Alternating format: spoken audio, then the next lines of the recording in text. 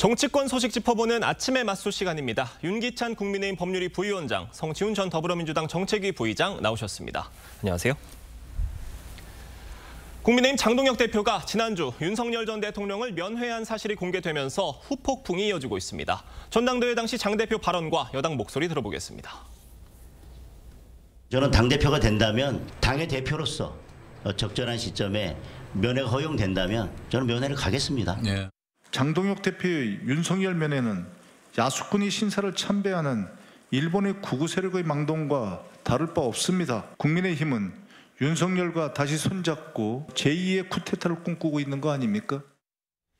국민의힘 지도부는 전당대회 때 약속 지킨 것뿐이다라는 입장인데 지금 민주당에서는 야스쿠니 참배까지 거론을 하면서 제2의 내란 선동이다 아주 맹비판을 하고 있어요. 그럴 수밖에 없죠. 윤석열 전 대통령은 위헌 위법적인 비상계엄으로 인해서 대통령직에서 파면당한 이후 지금 내란 혐의로 재판까지 받고 있습니다. 근데 지금 대한민국의 제1야당이라는 곳의 대표가 지금 내란 혐의 재판을 받고 있는 사람을 면회를 가서 위로를 하고 온다. 그리고 뭐 좌파 세력을 청산하기 위해 힘을 모으자 이런 얘기를 하고 온다. 국민들께서 느끼시기에 이 내란 혐의를 재판받고 있는 사람과 국민의힘은 여전히 연결되어 있구나라는 생각을 할 수 있을 것 같고요. 그리고 무엇보다 가장 큰 문제는 장동혁 대표는 그냥 약속을 지킨 것뿐이다라고 말씀을 하고 계시지만 이 공당의 대표가 한번 갔다 왔다는 것은 어떻게 작용하게 되냐면요. 앞으로 국민의힘 정치인들이 윤석열 전 대통령에 대한 면회를 개인적으로 갔다 올 경우 이제 명분이 될 수 있습니다. 당대표도 갔다 왔다. 예. 저는 아마 내년 지방선거 국민의힘 내부의 경선이나 재보궐선거 경선을 앞두고 강성 지지층의 지지를 얻기 위한 예를 들면 김민수 최고위원 같은 분들 전 추가로 다녀올 가능성이 매우 높다고 보거든요. 그럴 때마다 당내 비판이 나오면 뭐라고 하겠습니까? 장동혁 대표도 갔다 왔다. 이런 명분이 될 수 있기 때문에 국민의힘이라는 정당의 구성원들이 윤석열 전 대통령과 여전히 연결되어 있다는 인식을 국민들께 아주 강하게 심어주는 사건이었다고 봅니다. 면회 갈 수 있지 않느냐, 당원들과의 약속 지켜야 되는 거 아니냐라는 입장도 있습니다만 지금 당 내에서도 좀 시기적으로 좀 부적절했던 거 아니냐 이런 비판도 나오고 있는 것 같아요. 면회 시점은 저는 개인적으로 장동혁 개인이 갔다 오는 거, 그러니까 시점은 적절했다고 봐요. 왜냐하면 이후에 1심 재판이 나온 이후에는 어떤 결과가 나올지 모르기 때문에 그 이후에는 사실은 갔다 오기 더 힘들어질 수 있어요. 갔다 오는 건 괜찮은데 저는 공개한 게 문제라고 봐요. 굳이 이 시점에 공개해야 됐느냐. 예를 들면 전략적으로 보면 나중에라도 선거 치르면서 일부 왜 약속 안 지키냐라고 할 때 공개해도 될 걸. 지금 공개해서 한참 국정감사 시즌이고 그다음에 민주당이 여러 가지 실정을 하고 있는 이 상황에서 굳이 공개할 필요가 있었는지에 대해서는 상당히 아쉬운 생각이 듭니다. 그러니까 갔다 온 것 자체가 아니라 공개된 그 시점, 그 자체를 좀 그 부분을 지적을 해주셨는데 김민수 최고위원도 장 대표와 함께 면회에 동행을 했다고 합니다. 그런데 이게 지도부의 사전 고지 없이 김 최고위원만 동행한 이 지점을 놓고도 좀 지적이 나오고 있는 것 같아요. 그러니까 다소 이건 제 추측이지만 추측의 영역이지만 어쨌든 간다 안 간다에 대한 서로 의사 합치된 분만 가지 않았나라는 생각이 드는데 공식적인 논의를 면회를 대상으로 공식적 논의하는 건 어렵지만 어쨌든 제가 거듭 말씀드리지만 가는 거야 갈 수 있죠. 아직 혐의 재판인데 그러니까 내란죄가 확정된 것도 아니고 내란죄 관련해서 재판이 진행 중이기 때문에 갈 수는 있지만 그러니까 당직자라면 그 갔다 온 내용을 공개하는 시점에 대해서는 전략적 판단을 해야 된다. 이것은 당무의 일환이다라는 생각이 들어서 그 부분은 좀 아쉽게 생각합니다. 자, 민주당에서는 위헌정당 해산 심판 다시 거론을 했습니다. 이거 실제로 추진할 가능성 좀 더 높아진 거라고 보면 되겠습니까?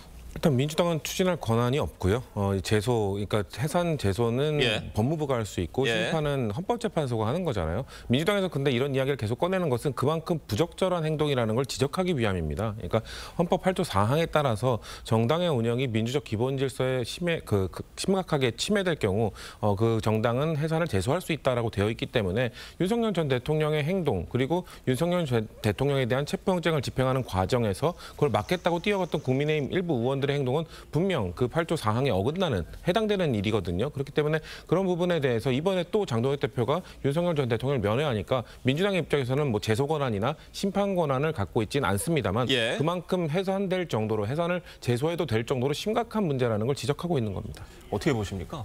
위헌정당 해산 심판 실제로 추진될 가능성이 있다고 보세요? 저는 불가능하다고 봐요.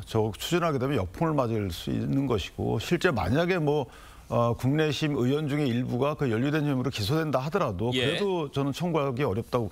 조국 혁신당 입장에서는 극단적으로 청구를 추진할 여지가 있지만 이것을 민주당이 거의 같이 동조해서 실제 밀어붙이기는 쉽지 않다. 더군다나 민주당이 움직이기 쉽지 않을 것이다. 그렇죠. 더군다나 이제 법무장관이 정성호 전 의원인데 사실 뭐 거기에 동조해서 위헌정당 심판을 청구하기 어렵고 또 나아가면 이게 국무회의의 심의 사항이기 때문에 이게 대통령도 연관되는 문제거든요. 따라서 저는 그런 모든 절차를 다 거쳐서 청구되기는 쉽지 않다고 봅니다.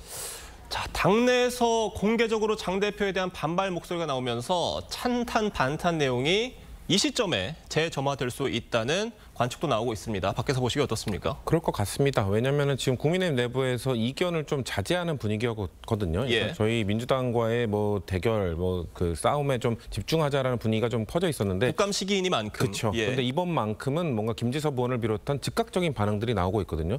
그리고 제가 알기로 이제 곧 그 한동훈 전 대표에 대한 그 당무 감사, 이 당내 게시판 관련해서 당무 감사가 곧 시작될 거라는 얘기가 들려오던데요. 그렇게 되면은 이제 찬탄 반탄 그리고 한동훈 전 대표 그 친한 친윤 다시 갈등이 재점화될 가능성이 저는 이번 장동혁 대표의 면회로 다시 불거질 가능성이 매우 높다고 보고 있습니다. 알겠습니다. 자, 저희가 지난주 갤럽 조사를 좀 살펴보겠습니다. 이재명 대통령의 국정 지지율이 취임 후 최저치인 54%까지 하락을 했습니다. 하락을 했는데 자, 야당 그럼에도 불구하고 반사이익을 보지 못하고 20% 지지율에 머무르고 있습니다. 이 조사 결과 어떻게 해석하십니까? 저는 전반적으로 이제 여당, 야당, 그다음에 위정자들을 상대로 해서 국민들이 이제 불신이 커가고 있다 이렇게 좀 판단을 합니다. 예. 그래서 현재 선거 국면이 아니기 때문에 어느 특정 정당을 선택하는 이런 국면이 아니잖아요. 그렇기 때문에 전반적으로 나는 정당 등에 대해서 이렇게 생각한다. 이 말은 뭐냐면 예. 국민의 진위를 앞서서 대변해주지 못하고 있다. 이렇게 정치권이 전부 다 뼈저리게 생각을 해야 되는 것이고 거기에서 이제 국민의힘 입장에서 보면 이런 전국에서 어떻게 그 여당에 실망한 국민들을 다 받아낼 것인가에 대한 본질적인 고민을 좀 해야 되지 않을까 이런 생각합니다. 그러니까 지지율이 이재명 대통령 떨어지고 국민의힘은 안 올랐습니다. 이게 그러니까 위정자들에 대한 불신이다라고 좀 분석을 해주셨는데 지금 민주당에서 어떻게 보고 계세요? 그렇게 볼 수밖에 없죠. 왜냐하면 일단 국정감사 기간 동안 계속 정치 공방이 너무 심화되고 있고 심지어 어떤 국민들은 이런 말씀도 하십니다. 캄보디아 사태와 같은 이런 문제가 발생했을 때 어떻게 이것까지 정치적 공방으로 이어갈 수 있냐. 정치권들이 너무 모든 사안에 대해서 싸움으로만 이어져 간다라는 비적들이 있기 때문에 근데 이런 싸움이 있을 때마다 아무래도 집권 여당에 대해서 더 큰 책임을 묻는 경우가 많거든요. 이재명 대통령께서도 아무래도 더 강한 자가 힘이 너무 세게 발휘할 경우 여론이 나빠진다는 말씀을 수차례 하셨던 것처럼 국민들도 그렇게 반응해 주시는 거라고 생각합니다. 그래서 저는 이번 지지율 하락이나 이런 부분에 대해서 대통령실뿐만 아니라 저희 정당, 민주당은 지금 국정 지지율에 비해서 훨씬 더 낮게 나오고 있는 상황이거든요. 예. 훨씬 더 신중하게 이 상황을 바라봐야 된다고 생각합니다. 여권의 지지율 하락 요인 중에 하나로 부동산 대책 이 부분이 영향을 미쳤을 거다라는 분석도 있는데 부동산은 이제 발표된 지 지금 5일 지났거든요. 예. 아직 시장에 대한 영향이나 일단 국민적 반응은 나오고 있습니다만 실제 네. 어떻게 영향을 미칠지는 국민들도 알기 어렵거든요. 실제 이게 부동산 폭등을 못 막을 것이다 아니면 집값 안정에 기여할 것이다. 이거에 대한 예측을 아직 하기는 저는 섣부른 단계라고 보고요. 아직은 반영이 안 된 결과다. 그렇죠. 저는 아직 그 추가적인 그 추이를 보면서 국민들께서도 이 대책이 적절했네. 처음에 느꼈던 것과 다르네. 아니면 처음에 느꼈던 대로 내가 안 좋게 봤던 대로 안 좋게 예. 흐르고 있네. 이거를 판단해 주시기에는 아직 너무 이른 상황이다라고 말씀드리겠습니다. 과연 적절히 반영이 된다면 어떤 결과가 나올지 저희가 그 부분 잘 지켜보도록 하고요. 자, 다음 소식 짚어보겠습니다. 김건희 여사 관련 의혹 수사를 총괄하는 민중기 특별검사가 과거 미공개 정보를 이용해 주식 거래 차익을 봤다는 의혹에 휩싸였습니다. 여야 반응부터 보겠습니다. 이재명 대통령이 그토록 말했던 주식시장에서 장난치다간 패가 망신당한다는 말이 진심이라면 민특검에 대한 인사조치는 물론 수사를 즉각 지시하십시오. 기가 막히게 자기만 이거를 팔고 돈 챙겨서 딱 나간 거예요. 한 10년, 15년 전에 만약에 특검에서 이런 이슈 나왔잖아요. 자기가 옷 벗고 나갔을 겁니다. 자격이 없잖아요. 국민의힘은 계속해서 특검하자라는 프레임으로 특검을 와해시키려는 움직임을 보이고 있는데요. 정치적 술수가 아닌가 이렇게 보고 있습니다.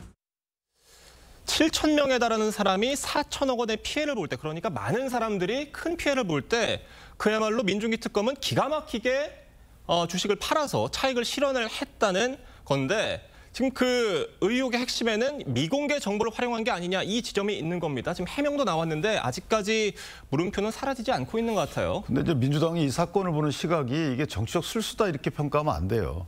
그럼 민중기 그 특검이 주식을 사고 팔 때 이런 전형적인 모습들이 괜찮다는 건가요? 그리고 7천여 명이 한 5천억, 4천억 정도의 피해를 보는 이 부분 괜찮다고 보는 건 아닐 거 아니에요.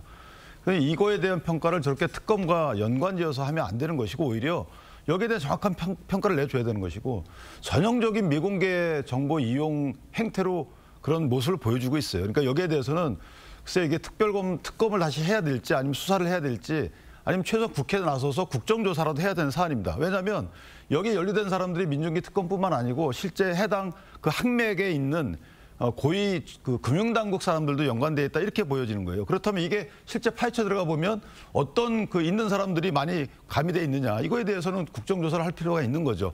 저 같으면 민주당 입장에서 더 나서야 될 것 같아요. 국정조사도 하자.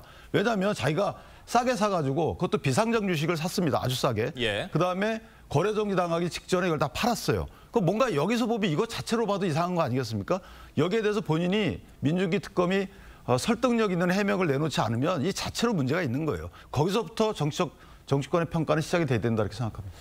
그러니까 저 해당 회사의 사장이 민중기 특검과 고등학교, 대학교 동기라는 점이고 또 연결고리가 되는 다른 사람도 있는 상황인데 지금 해명을 어떻게 내놨냐면 그러니까 지인의 소개로 투자했다가 증권사의 권유로 다시 팔았다라는 겁니다. 어색해 보이거든요. 어떻게 보세요? 그렇죠. 저는 추가적인 해명이 아주 필요하다고 생각을 하고요. 왜냐하면 그 회사 자체가 이 우회 상장했거든요. 다른 기업과의 합병을 통해서 우회 상장을 하면서 그러니까 5개월 만에 그 매도 중지가 돼버렸어요. 왜냐하면은 이 그 회계 감사를 들여다보려고 하니까 아예 의견 거절. 그러니까 들여다볼 정도로 자료가 없다. 아예 불성실하다라는 얘기를 했기 때문에 사실상 합병, 인수합병을 통해서 우회 상장하는 과정 자체가 조작. 불법일 가능성이 매우 높은 그렇게 판결을 또 받았거든요.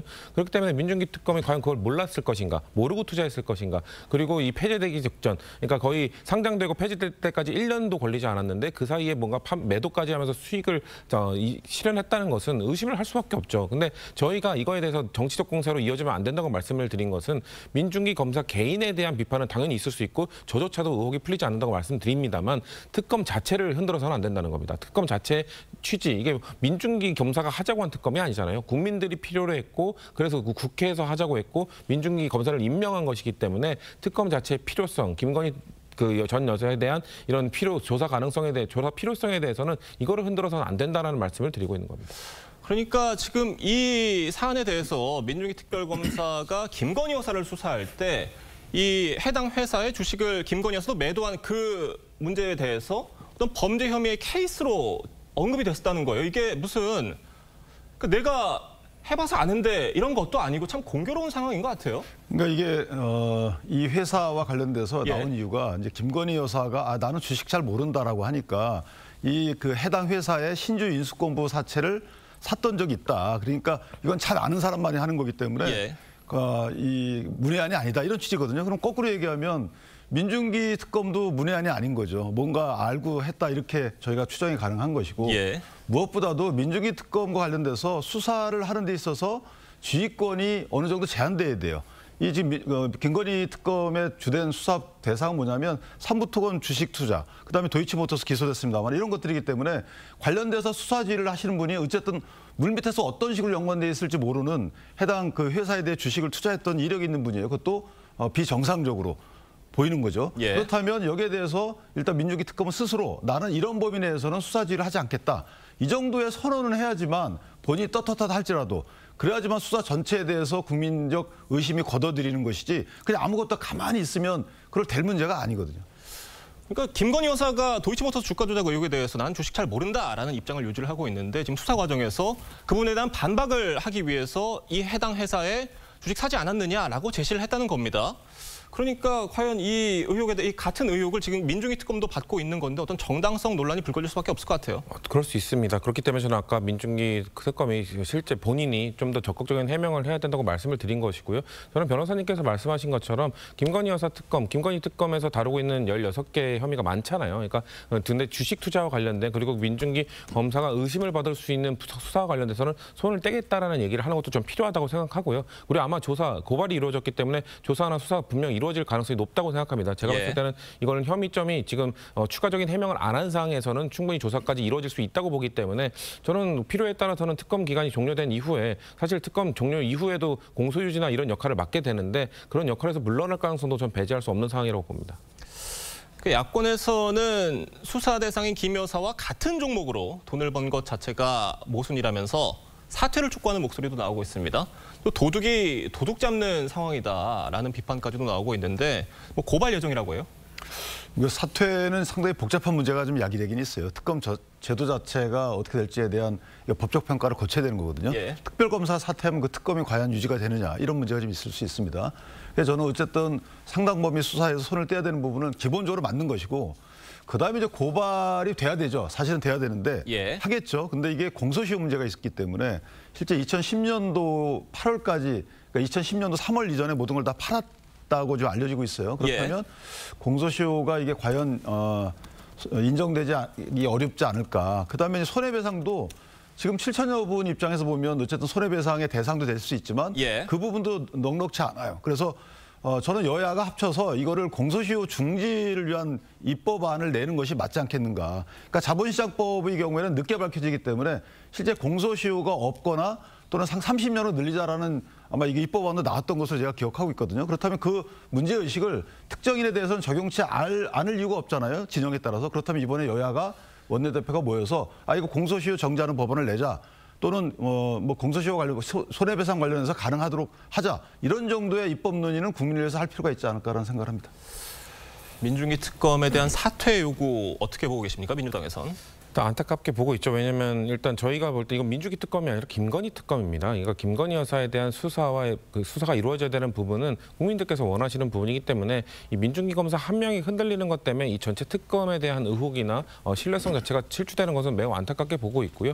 일단 특검의 기간이 그렇게 길지 않습니다. 제가 말씀드린 것처럼 수사와 조사를 하는 기간에 대해서는 제한이 되어 있기 때문에 그 기간 동안은 그렇게 민중기 특검이 본인이 이걸 끝까지 이끌기 위해서는 추가적인 해명을 절실하다고 생각하고요. 저는 민중기 특검을 추천한 민주당 입장에서도 아마 개인 다른 루트로 해서 본인의 입장을 해명하라라는 요구를 저는 해야 된다고 생각하고 있기 때문에 향후 조금 며칠 동안 이 상황을 좀 지켜봐 달라는 말씀드리겠습니다. 네, 그러니까 민중기 특검이 해당 주식을 어느 지인에게 뭐 어떤 조언을 받아서 샀는지 또 어떤 뭐 증권사에서 뭐 어떤 조언을 들어서 어떻게 팔았는지 좀 더 구체적인 경위가 나야 된다는 데에서는 공통적인 의견을 주시는 것 같습니다. 오늘 두 분 말씀 여기까지 듣겠습니다. 감사합니다.